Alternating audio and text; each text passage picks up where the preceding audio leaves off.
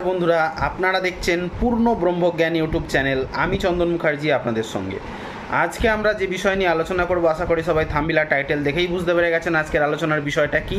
হ্যাঁ বন্ধুরা, ঠিকই দেখেছেন আপনারা। আজকের আলোচনার বিষয় হলো মঙ্গল যদি কারো জন্মছকে কন্যা রাশির ঘরে থাকে তাহলে আপনারা কি ধরনের ফলাফল পেয়ে থাকেন বা পেতে পারেন।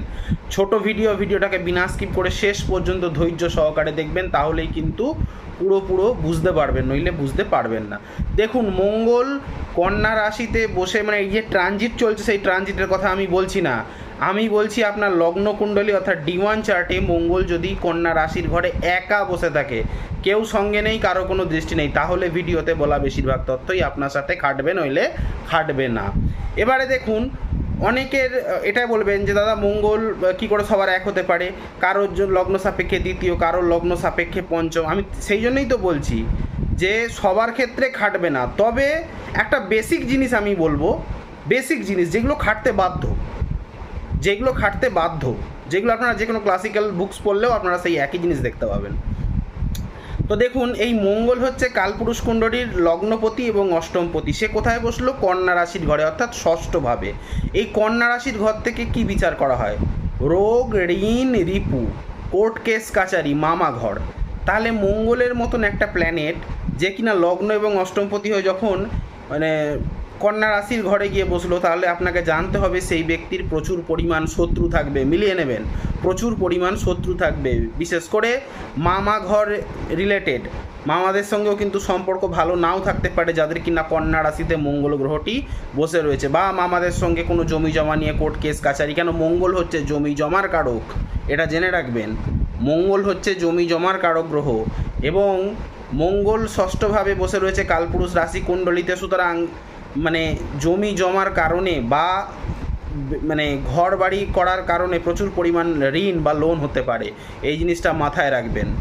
বা ভাইয়ের জন্য ঋণ নিয়েছেন, বা ভাইয়ের কাছ থেকে ঋণ নিয়েছেন, এরকম সমস্যায় পড়তে পারেন। যেহেতু মঙ্গল কালপুরুষ কুণ্ডলীর প্রথম লগ্নাধিপতি, কালপুরুষ রাশিচক্রে সে ষষ্ঠে এসে বসে রয়েছে, সুতরাং এই ধরনের ব্যক্তিদের যাদের মঙ্গল কিনা কন্যা রাশির ঘরে বসে রয়েছে, তারা বিভিন্ন রকম রক্ত দূষিত রোগ, ঠিক আছে, রক্ত দূষিত রোগের সমস্যায় ভুগতে পারে।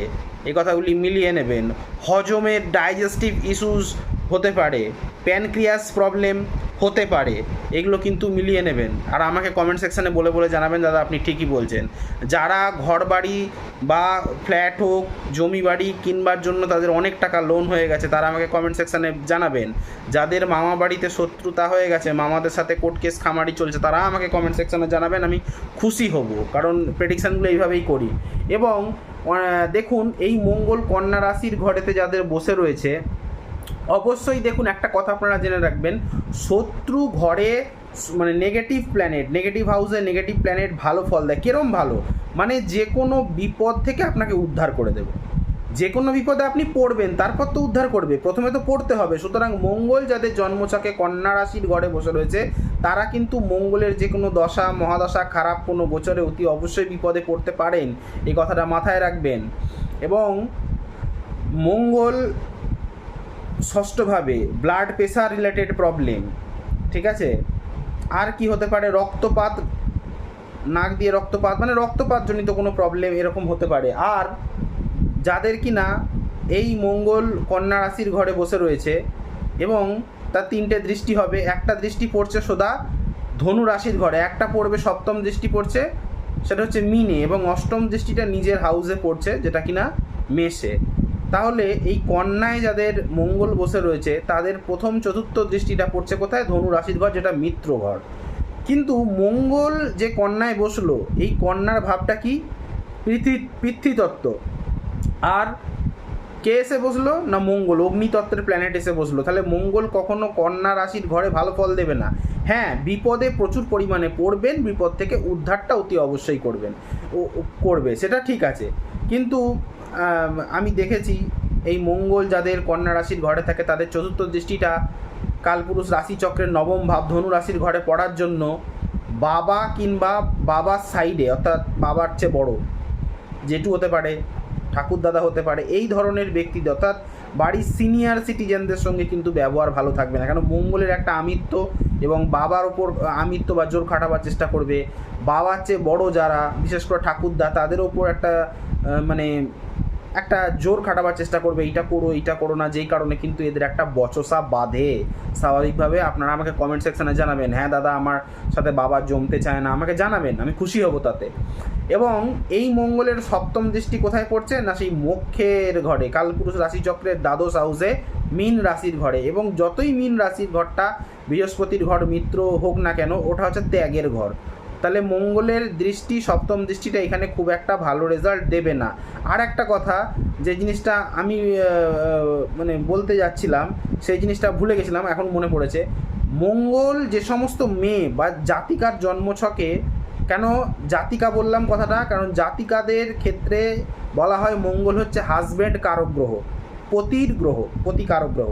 তাহলে সেই জাতিকা কোনো ফিমেল জন্মছকে D1 চার্টে যদি মঙ্গল কন্যা রাশির ঘরে বসে থাকে, একটা মোটামুটি জেনে রাখবেন মোটের ওপরে হাজব্যান্ডের সঙ্গে তার ভালো সম্পর্ক থাকবে না। কথায় কথায় বচসা, মারামারি, এই ধরনের সম্পর্ক, বা সম্পর্কতে কোনো জোর থাকবে না, মজবুতি থাকবে না, একটা ভেঙে যাওয়ার মতন পরিস্থিতি সৃষ্টি হবে, কথাটা কিন্তু মাথায় রাখবেন।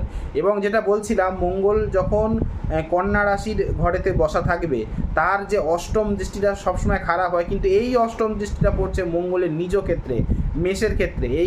এক্ষেত্রে কোনো রকম খারাপ ফল দেবে না, কিন্তু যেহেতু অষ্টম দৃষ্টি মেষের ক্ষেত্রে পড়ছে এবং অষ্টম ভাব থেকে মৃত্যু, অপঘাতের মৃত্যু বিচার করা হয়, সুতরাং এদের কিন্তু যদি কোনো শুভ গ্রহের দৃষ্টি ওই মেষ রাশির ঘরে না থাকে, যদি কোনো শুভ গ্রহের দৃষ্টি ওই মেষ রাশির ঘরে না থাকে, তাহলে আমি আপনাদেরকে জানাবো যে আপনারা পথে ঘাটে সাবধান থাকবেন। কেন মানে এমন কোনো বিপদে পড়তে পারেন যার জন্য আপনার প্রচুর রক্তপাত হতে পারে, এই ধরনের সম্ভাবনা, মাথায় চোট আঘাত লাগতে পারে, এই ধরনের সম্ভাবনা কিন্তু থাকে।